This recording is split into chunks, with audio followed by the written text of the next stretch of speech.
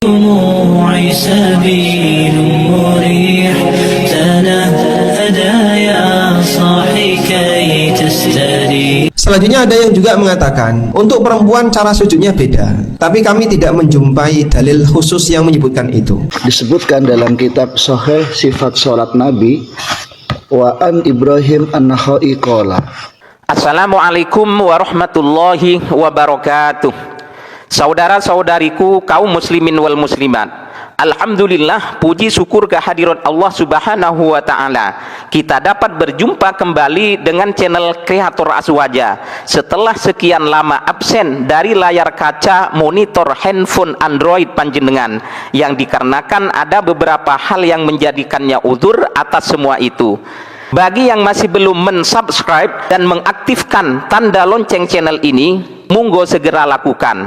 Dan bagi yang sudah, kami sampaikan ucapan terima kasih yang sangat mendalam, dan kami mendoakan mudah-mudahan dipanjangkan dan diberkahi umurnya, dimudahkan segala macam bentuk urusan dunia, wabil khusus urusan akhirat, semakin diperbanyak, dipermudah dan diberkahi rezekinya oleh Allah subhanahu wa ta'ala. Amin amin ya rabbal alamin.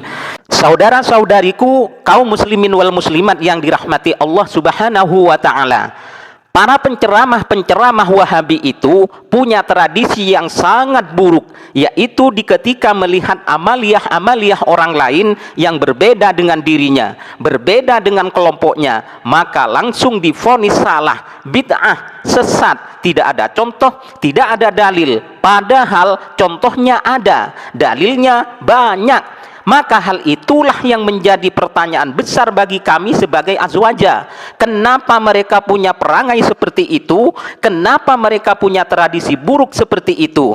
Jawabnya adalah karena mereka busuk hati, karena mereka punya penyakit hati, dengki, hasud, suudzon kepada orang-orang di luar kelompoknya. Ditambah lagi dengan kurang ilmu, kurang referensi, kurang adab, kurang belajar, kurang mutolaah, kurang hafal dalil-dalil, kurang penguasaan terhadap bahasa Arab dengan baik, dan masih banyak lagi kurang-kurang yang lain, termasuk kurang ajar. Yang paling doyan lidahnya mengatakan tidak ada contoh, tidak ada dalil, adalah makhluk-makhluk berikut ini.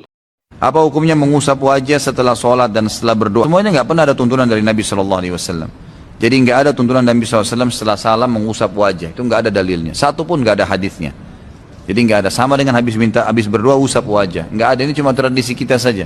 Kalau kita lihat di dalam kitab Bulughul Maram, yaitu karya Ibnu Hajar al-Asqalani, dikatakan ada sebuah hadis dari Umar radhiyallahu taala an, qala kana Rasulullah sallallahu alaihi wasallam idza madda yadayhi fid du'a. Dulu Rasulullah sallallahu alaihi wasallam ketika mengangkat kedua tangannya untuk berdoa, lam yaruddahuma hatta yamsaha bihima wajhah. Rasulullah itu tidak menarik kembali kedua tangannya kecuali telah mengusapkan ke wajahnya. Jadi mengusapkan setelah berdoa selesai, Rasulullah tidak langsung menarik dan menurunkan tangannya, melainkan mengusapkan kedua tangan ke wajahnya. Ini adalah sebuah hadis riwayat At-Tirmidzi. Apakah ada dalil untuk mengucapkan hamdalah dan mengusapkan kedua telapak tangan ke wajah sesuai berdoa? Sesuai berdoa, alhamdulillah, terus usap begini? Tidak perlu. Bolehkah setelah berdoa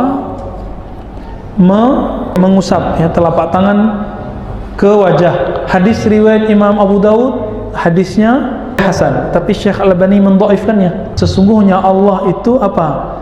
Malu, sangat malu.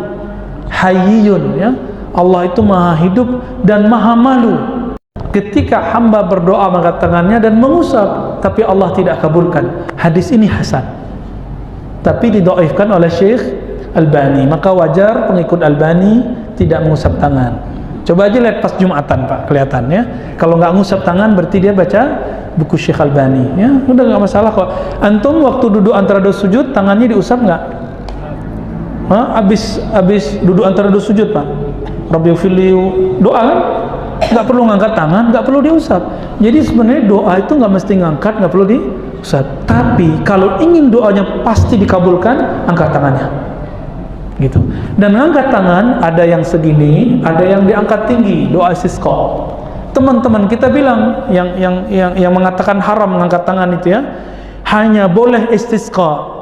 Di luar istisqa nggak boleh. Berarti dia nggak baca, nggak khatam kitab hadis yang 6. Di kitab hadis yang 6 ada Nabi angkat tangannya. Ya. Istisqa sampai naik. Nah, jadi beda cara mengangkat tangannya. Yang dimaksud oleh Ibnu Abbas, Nabi tidak pernah mengangkat tangannya melebihi seperti ini, itu maksudnya hanya dalam salat istisqa. Di luar Nabi mengangkat tangan. Tafadhal. Apakah mengusap muka setelah sholat dan berdoa pernah Rasulullah SAW kerjakan? Apa termasuk bid'ah? Belum pernah ada riwayat yang menjelaskan masalah itu. Mengusap wajah dengan ya telapak tangan itu belum pernah ada contoh dari Nabi SAW. Nah, karena ini yang perlu kita jelaskan. Masuk dalam bid'ah kalau mengusap wajah karena dia rangkaian daripada ibadah yang ditambah. Doa Nabi SAW tidak pernah mengusap wajah, kita mengusap wajahnya. Maka bisa ulama mengatakan masuk karena kita menambah ibadah yang Nabi SAW sudah lakukan. Tentang masalah mengusap wajah, hadis riwayat Sunan Tirmidzi, Nabi tak pernah menurunkan tangannya. Nabi kalau angkat tangan berdoa, Nabi tak pernah menurunkan tangannya illa yang sahabihima wajahu, sebelum turun dia usap wajahnya. Walhamdulillahirabbil alamin. Setiap dia menurunkan tangannya, diusapnya dulu wajah, baru turun. Nah, hadis ini dhaif. Bagi orang yang melarang mengusap wajah, kenapa kau usap wajah? Hadis ini dhaif. Dijawab oleh Al-Hafiz. Al-Hafiz artinya hafal 300.000 hadis. Ibnu Hajar Al-Asqalani dalam kitabnya Bulughul Maram min Adillatil Ahkam, kitab fikih. Apa kata dia dalam Bulughul Maram? Hadis tentang mengusap wajah setelah berdoa memang dhaif, tapi karena jalur riwayatnya banyak, maka naik derajatnya menjadi hadis hasan. Berapa level hadis? 4. Paling tinggi sahih, di bawah sahih hasan, di bawah hasan dhaif, di bawah dhaif maudhu' palsu. Maka hadis tentang mengusap wajah dhaif, tapi karena jalurnya banyak naik menjadi hasan. Artinya apa? Boleh diamalkan. Dan ada satu makhluk lagi yang gak mau ketinggalan dalam hal kekonyolannya dengan mengatakan gak ada dalil, gak ada contoh. Ini dia. Sholatnya laki sama dengan sholatnya perempuan, kecuali jika ada dalil yang membedakan. Kalau tidak ada dalil, kembali kepada hukum asal, harusnya sama dengan yang laki-laki. Selanjutnya ada yang juga mengatakan untuk perempuan cara sujudnya beda, tapi kami tidak menjumpai dalil khusus yang menyebutkan itu. Bismillahirrahmanirrahim. Benarkah tiada beda praktek sholat seorang wanita dengan seorang laki-laki? Disebutkan dalam kitab Sahih Sifat Sholat Nabi, wa an Ibrahim an-Nakhai qala, dari Ibrahim an-Nakhai beliau berkata, idza sajadat al-mar'atu faltalzik batnaha bifahidaiha wa la tarfa'u ajizataha. Ketika seorang wanita itu sujud, maka hendaklah dia menempelkan perutnya dengan kedua pahanya dan tidak mengangkat pantatnya. Wala tujafi kama yujafir rajul, dan seorang wanita tidak mengangkat seperti halnya mengangkatnya seorang laki-laki. Ini adalah perbedaan praktek sholat antara laki-laki dan perempuan.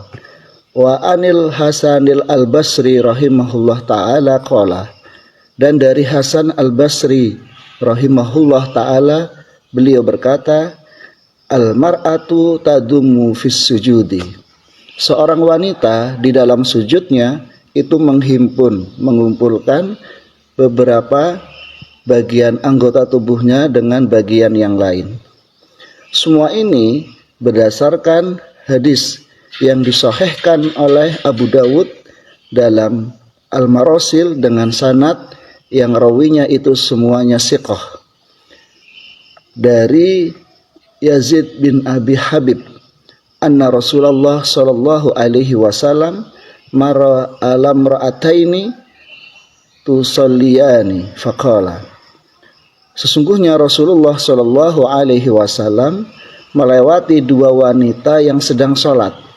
Lalu Nabi bersabda, idza sajadtuma fadumma ba'dal lahmi ilal ardi, ketika kalian dua itu sujud, maka himpunkanlah sebagian daging, maksudnya bagian tubuh, kepada bumi, ditempelkan. Fa innal mar'ata laysat fi dzalik karrujuli, Karena sesungguhnya wanita di dalam sujud itu tidak seperti laki-laki. Wa qala al-Imam Asy-Syafi'i rahimahullah taala. Imam Syafi'i berkata, "War-rajulu wal mar'atu fi dzikri wa sholati sawaun." Seorang laki-laki dan wanita di dalam zikir dan sholat itu sama, tidak ada bedanya.